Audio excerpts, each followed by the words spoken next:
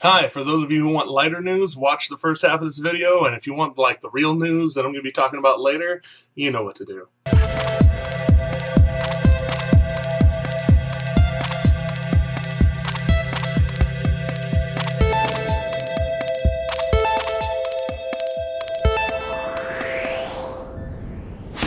And sadly, throwing back to North Korea from the other day is a lighter news story than the other things I have to talk about today. But we will talk about that. Apparently, North Korea actually, they accepted aid from South Korea the other day, and then this morning they decided, actually, no, we're not gonna take your instant noodles. We want you to give us other things. Apparently, if they don't get exactly what they want, they give everyone else the finger and say, move on. So, good job, North Korea.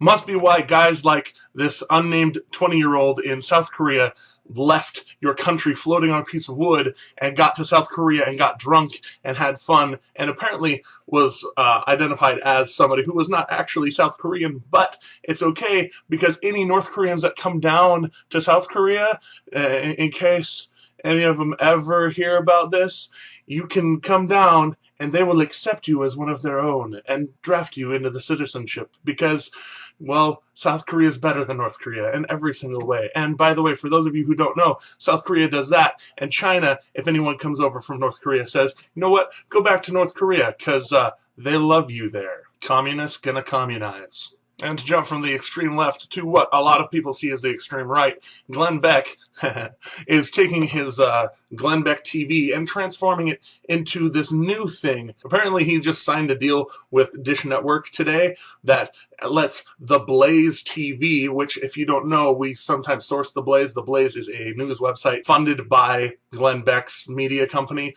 but it's actually pretty factual pretty much all the time, so if you want to watch and look at stuff, after you watch our videos. Moving on, he's actually going on to Dish Network now.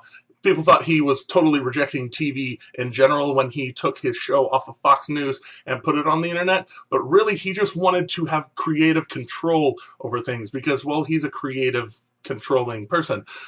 For anybody who doesn't listen to his radio show or watch him on the internet, you should, actually. It's pretty informative, if not inflammatory.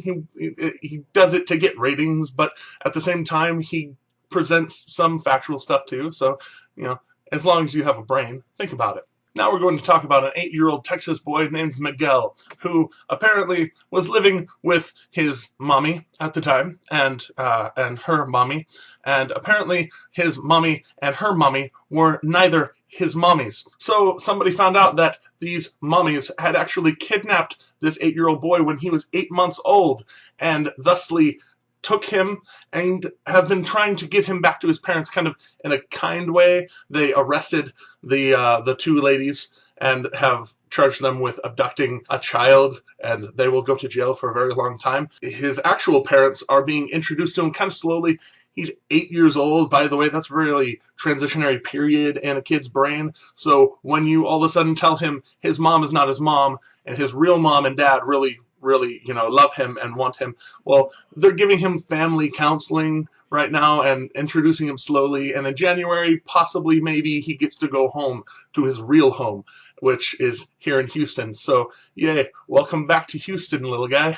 For those of you who tune out the heavier part of our news, thanks for watching, and we'll see you later. Now, I actually want to talk about some stuff going on in the world, like around us, that involves us. Well, first off, Pakistan, which really has nothing to do with us, but it's the fact that they have such bad factory conditions over there that a factory caught fire and they didn't have proper escapes and everything, and so this factory and a factory next to it caught fire, giant, huge blazes, and 314 people died because of it.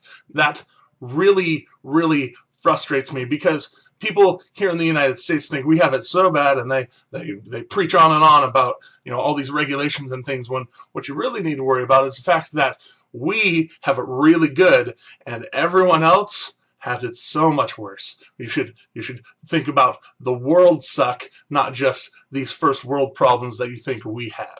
And because I'm a selfish American, I really would like to spend much more time talking about the attacks in Cairo and Libya. For those of you who don't know, for September 11th, apparently a bunch of the more extreme Muslim community over in Cairo and in Libya decided that they were going to attack our consulate because of a movie made by an ignorant person about the Prophet Muhammad. And they didn't even, there's no full movie about it. There's clips online, and then somebody translated it to Arabic, and it just inflamed, hundreds and hundreds of people. And these people decided that they were going to storm. Well, first they kind of climbed the walls in Cairo and brought down our flag. And they didn't really storm the embassy. They just kind of made a big hoopla outside and scared a lot of people. But the one in Libya actually had armed gunmen with rocket launchers and automatic weapons, and they stormed the embassy and killed the ambassador over there named Chris Stevens and 3 other people. And for me, that's terrible enough. But one of those people, his name is Sean Smith. He wasn't just this faceless bureaucrat. He was a gamer. For me, that hits a little more home. He was a real online nerd. He was a person. They're all people. Let's be honest. But they're not just faceless bureaucrats up in the high levels of government. This guy actually, for those of you who have ever heard of EVE Online, it's a really big, massive multiplayer online game. It's a lot of fun, I hear. I never played it, but apparently 400,000 other people do play it. And this Sean Smith apparently helped shape their community, socially, and really was a big deal for them. And he communicated with his friends on there even while this had started, and up to the point that there was gunfire. And his final words online were, in all caps, "gunfire," and he logged off. This is kind of a heavy subject to me, so I don't really know what to say other than I'm sad. I'm sad that people in this world can take something so seriously. People make fun of Joseph Smith all the time. For those of you who don't know, that's a prophet, the first prophet of the Mormon religion. And, it upsets me when people make fun of it and, say that everything that I believe is stupid and false. But at the same time, I'm not going to go attack you with guns. These fringe, extreme people in every religion, in every belief system, it bothers me because you take yourself so seriously and you don't understand that the world around you is so much brighter and so much better and so much more complicated than you see it. So I guess that's really all I have to say today. Thank you so much for watching. I'm Jeremy. You can, do all the stuff that you're supposed to do and share this with your friends, and, really just, spend some time with your friends. You don't know how long you have. There's a really stirring tribute to Vile Rat, as Sean Smith was known as on the EVE Online community down below. You should really check it out. It tugs at your heartstrings a little bit.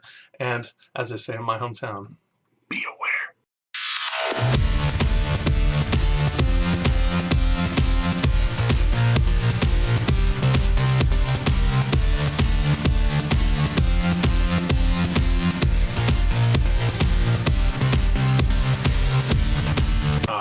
I'm really angry about this. I shouldn't talk about this. Words, stuff, places, ideas. They came out halfway through. And he's talking to my show. Yeah.